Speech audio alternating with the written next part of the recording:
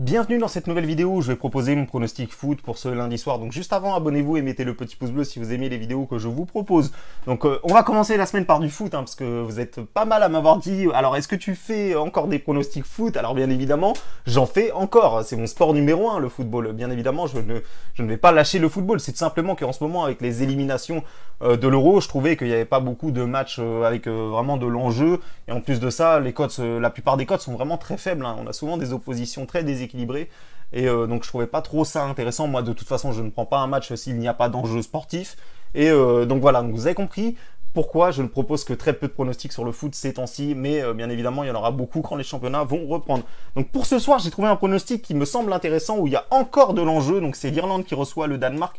Et quel enjeu, parce que tout simplement si l'Irlande gagne ils vont être directement qualifiés pour 7 euros et le Danemark n'a besoin que d'un match nul pour se qualifier. Voilà, maintenant il y a beaucoup de gens qui ont du mal à comprendre avec le classement comment ça se passe, comment les équipes sont qualifiées, comment ça se passe les barrages, etc. Donc je vais vous expliquer tout ça. Donc déjà, il faut savoir qu'au classement ça ne sert à rien de regarder la différence de but s'il y a égalité entre les deux équipes. C'est la confrontation entre les deux équipes qui va les départager. Donc c'est-à-dire le résultat du match aller et du match retour, l'équipe qui aura fait le meilleur résultat sur les deux matchs. Donc au match aller, il y a eu un partout, on peut bien le voir ici, il y a eu un partout. Donc si ce soir l'Irlande gagne ne serait-ce qu'un 0, ils repasseront devant le Danemark, malgré que le Danemark a une différence de but largement supérieure à l'Irlande. Donc vous avez bien compris, c'est la confrontation qui départage ces deux équipes.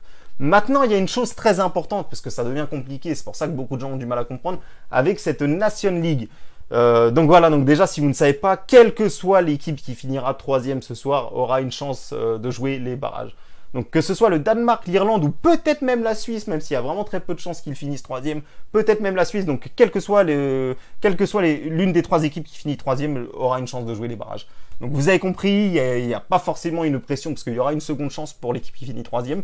Mais quand même, vous savez bien comme moi que de toute façon, les équipes vont tout faire pour éviter ce barrage qui peut s'annoncer vraiment très dangereux. D'autant plus que l'Irlande connaît bien les barrages, parce que malheureusement, ils en sortent très souvent perdants des barrages. Et d'ailleurs justement c'est d'ailleurs pour ça que j'ai pris ce match-là, parce que déjà il y a déjà eu les barrages à la dernière Coupe du Monde.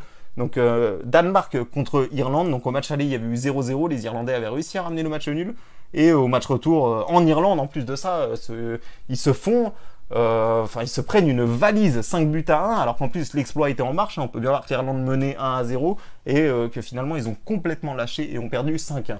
Alors maintenant, l'Irlande, c'est plus comme à cette époque, parce que le match date de 2017. Entre-temps, il y a eu d'autres confrontations. Et l'Irlande, c'est une équipe clairement qui est en progression, avec beaucoup de jeunes qui sont arrivés. Et vraiment, il y a une belle génération qui est là. Donc voilà. Donc en plus, après, je vous parle de ce match-là qui date un petit peu. C'était pour les qualifications de la dernière Coupe du Monde. Entre-temps, il y a eu d'autres oppositions. Donc ils étaient dans le même groupe en Nation League, donc ils n'ont jamais réussi à se départager, 0-0 et 0-0 au match retour. Et ils sont encore dans le même groupe là, donc c'est pour ça qu'il y a ce match-là justement. Et au match aller, comme vous l'avez compris, il y avait eu un partout, l'Irlande avait réussi à ramener ce match nul. Donc voilà. Donc après, le Danemark est sur une grosse série sans défaite. Ça fait un moment qu'ils n'ont pas perdu, on peut bien le voir ici. Donc voilà, donc après ils mettent, par contre on peut bien voir, alors au classement on peut bien voir qu'ils ont pris que 5 buts et qu'ils en ont mis 22, alors il faut pas trop faire attention parce qu'ils mettent des scores contre des équipes, on peut bien voir qu'ils abusent des équipes beaucoup plus faibles que eux, on peut bien voir 6-0 contre Gibraltar, 4-0 contre Luxembourg, alors bien évidemment ils gagnent que 1-0 contre les Suisses, ils regagnent 6-0 à Gibraltar, ils gagnent 5-1 en Géorgie, donc on peut bien voir que c'est une équipe qui met vraiment beaucoup de buts contre des équipes plus faibles. Du côté de l'Irlande, c'est un petit peu le contraire, parce qu'ils gagnent souvent 1-0 contre des équipes moins fortes. Ils ont gagné 1-0 contre la Géorgie. Voilà, vous avez bien compris, c'est une équipe défensive il ne faut pas s'attendre à ce qu'ils mettent des gros scores comme le Danemark. Voilà. Donc après, l'Irlande à domicile, c'est quand même assez costaud. On peut bien voir qu'à chaque fois qu'ils perdent, c'est quand même plutôt logique. Donc ils perdent 1-0 ici contre le Pays de Galles dans le derby. Et sinon, c'est quand même assez stable. On peut bien voir ici que c'est quand même assez stable les résultats qu'ils ont à domicile.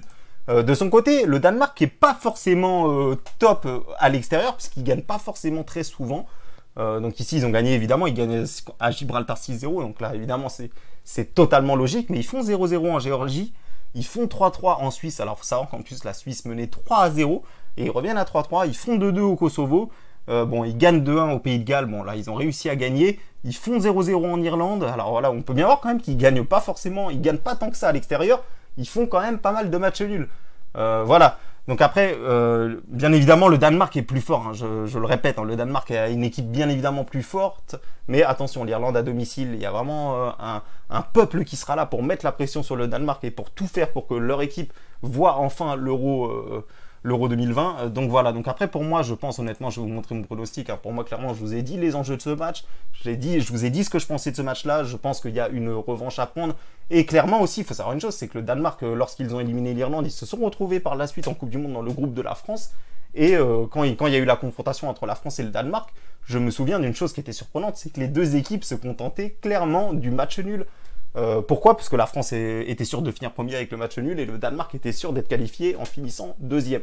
Donc voilà, donc moi je ne dis pas que ce soir le Danemark va jouer le match nul, mais attention, le Danemark est une équipe qui peut totalement se contenter du match nul. Si par exemple à 20 minutes de la fin il y a toujours match nul, ils vont pas forcément prendre de risques à aller chercher ce but. Après ça reste que mon avis, bien évidemment je peux me tromper, mais moi je vois les choses plutôt de cette manière, alors que du côté de l'Irlande ça va être tout le contraire, et vraiment c'est la victoire ou rien ce soir. Donc voilà, donc en plus de ça, on peut bien voir aussi, moi j'ai lu un petit peu dans la presse, hein, on peut bien voir que l'entraîneur du Danemark a dit qu'ils avaient plus de chances de faire un résultat en Irlande que chez eux à domicile, et c'est vraiment surprenant quand j'ai lu ça. Tout simplement, ils disent ça parce qu'ils ont joué à domicile contre Gibraltar il y a 3 jours de ça, ils ont gagné 6-0, mais quand on voit le résumé du match, la pelouse était vraiment impraticable. Hein. C'était vraiment à chaque fois qu'ils faisaient des passes, la balle s'arrêtait tellement qu'il y avait de l'eau sur le terrain. Donc voilà, donc pour eux, ils disaient clairement qu'ils avaient moins de chances de réussir sur un terrain comme ça chez eux à domicile que sur un beau terrain en Irlande. Voilà, donc après, du côté de l'Irlande, ils ont clairement dit qu'il fallait un petit coup de pouce du destin. Ils savent très bien qu'ils sont moins forts, hein, c'est ce qu'a dit l'entraîneur en conférence de presse. Mais attention, ils ont dit qu'ils vont jouer à 180%. Chaque action, ils vont essayer de les jouer à fond. Même un corner, ils vont essayer de tout faire. Donc déjà, quand on entend le discours du coach, clairement, je pense qu'ils visent le 1-0. Clairement, quand on entend le discours du coach, c'est la moindre action, il faudra en profiter. Il parle vraiment vraiment de réalisme. Hein. Ça va vraiment être peut-être une action, un tir, ce match-là. Moi, je m'attends vraiment à un match fermé, très honnêtement. Je pense qu'il ne va pas y avoir beaucoup de buts dans ce match-là. Et je pense que l'Irlande à domicile peut le faire. Donc voilà, donc je vais arrêter de m'attarder et je vais vous proposer mon pronostic. Donc victoire de l'Irlande et remboursé 6 matchs nuls. Alors je précise, je prends ce pronostic-là. C'est vraiment ce qui vraiment me fait prendre ce pronostic-là, c'est que les équipes auront une chance en barrage après. Donc voilà, donc après si le Danemark ce soir en perdant serait éliminé et n'aurait plus aucune chance de disputer l'Euro 2020, je n'aurais sans doute pas pris ce pronostic-là. Là je prends ce pronostic-là parce que le Danemark, je le répète, hein, a besoin juste d'un match nul pour se qualifier. Donc je me dis que c'est un pari totalement intéressant à prendre. Donc voilà, donc victoire de l'Irlande et remboursé 6 matchs nuls. Donc voilà, donc sur ce je vous laisse et je vous dis à bientôt pour mes prochains pronostics.